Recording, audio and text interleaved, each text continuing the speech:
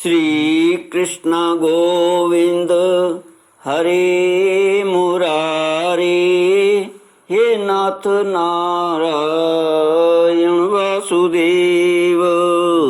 श्री कृष्ण गोविंद हरे मुरारी, हे नाथ नारायण वासुदेव। ओम नमो भगवते वासुदेवाय। ओम नमो भगवते वासुदेवाय।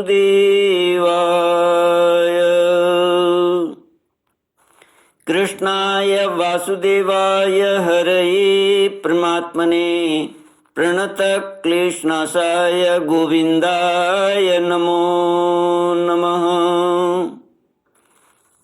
सच्चिदानन्दरूपाय विश्वोत्पत्त्यादिहेतवे तापत्रयविनाशाय श्रीकृष्णाय वयं नमः। सच्चित आनंद स्वरूप परमात्मा जो सृष्टि के उत्पत्ति, पालन और श्रृंगार करता है तथा जीवों के आध्यात्मिक, आदि दैविक, आदि भौतिक तापों को नष्ट करने वाले हैं, अर्थात जीवों के मानसिक, शारीरिक और भौतिक दुखों को दूर करने वाले हैं, उन श्री कृष्ण भगवान को हम नमस्कार करते हैं। श्री कृष्ण गोविंद हरे मुरारी, हे नाथ नारायण वासुदेव। श्रीमद् भागवत 10वां स्कंद अथाष्टाशीतितमोऽध्याय 88वां अध्याय। राजोवाच वेदासुरमनुष्येषु ये भजन्त्य शिवं शिवं प्रायस्ते धनिनो भोजा न तु लक्ष्म्या पतिं हरिम्। एतद्वेदितुमिच्छामि संदेहोऽत्र महान् हीनः विरुद्धशीलियो प्रभुवोर्विरुद्धा भजतां गतिः। 10वां स्कंद 88वां अध्याय। शिव जी का संकट मोचन। राजा परीक्षित ने पूछा, भगवान शंकर ने समस्त भोगों का परित्याग कर रखा है, परंतु देखा यह जाता है कि जो देवता, असुर अथवा मनुष्य उनकी उपासना करते हैं वे प्रायः धनी और भोग संपन्न हो जाते हैं, और भगवान विष्णु लक्ष्मीपति हैं, परंतु उनकी उपासना करने वाले प्रायः धनी और भोग संपन्न नहीं होते। दोनों प्रभु त्याग और भोग की दृष्टि से एक दूसरे से विरुद्ध स्वभाव वाले हैं, परंतु उनके उपासकों को उनके स्वरूप के विपरीत फल मिलता है। मुझे इस विषय में बड़ा संदेह है कि त्यागी की उपासना से भोग और लक्ष्मीपति की उपासना से त्याग कैसे मिलता है। मैं आपसे यह जानना चाहता हूँ। श्री सुखदेव जी कहते हैं, परीक्षित, शिव जी सदा अपनी शक्ति से युक्त रहते हैं। वे सत्व आदि गुणों से युक्त तथा अहंकार के अधिष्ठाता हैं। अहंकार के 3 भेद हैं, वैकारिक, तेजस और तामस। अहंकार के 3 भेद हैं। त्रिविध अहंकार से 16 विकार हुए, 10 इंद्रियां, 5 महाभूत और 1 मन। अतः इन सबके अधिष्ठात्री देवताओं में से किसी एक की उपासना करने पर समस्त ऐश्वर्यों की प्राप्ति हो जाती है। परंतु परीक्षित, भगवान श्री हरि तो प्रकृति से परे, स्वयं पुरुषोत्तम एवं प्राकृतिक गुण रहित हैं। वे सर्वज्ञ तथा सबके अंतरकरणों के साक्षी हैं। जो उनका भजन करता है वह स्वयं भी गुणातीत हो जाता है।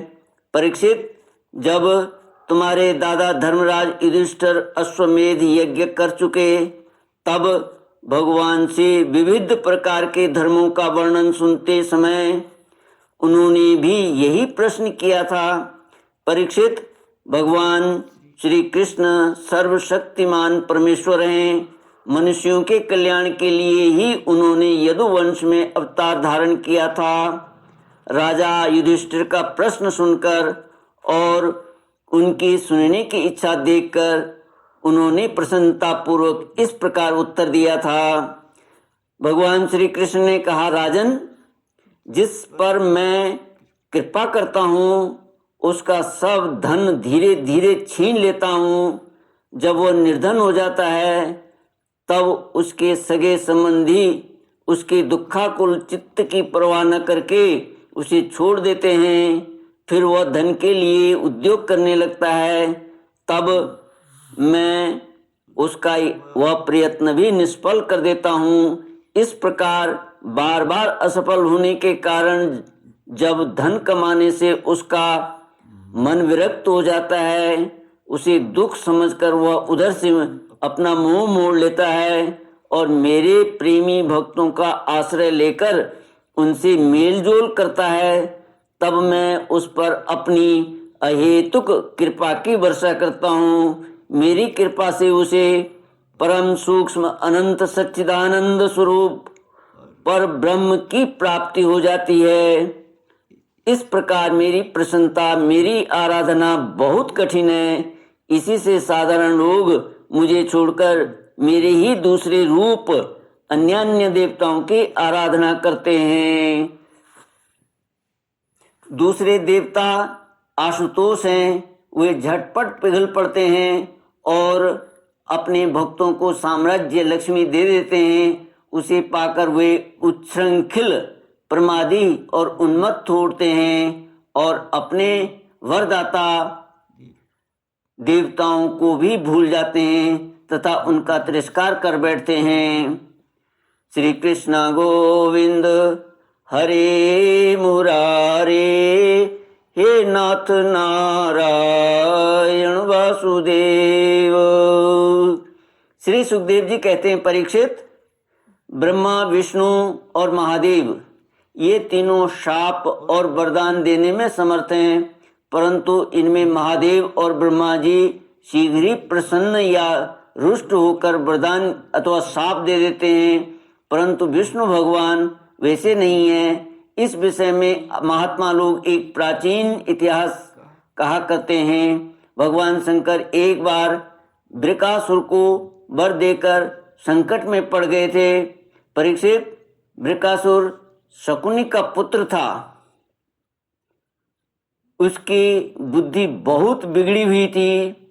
एक दिन कहीं जाते समय उसने देव ऋषि नारद को देख लिया और उनसे पूछा कि तीनों देवताओं में झटपट प्रसन्न होने वाला कौन है।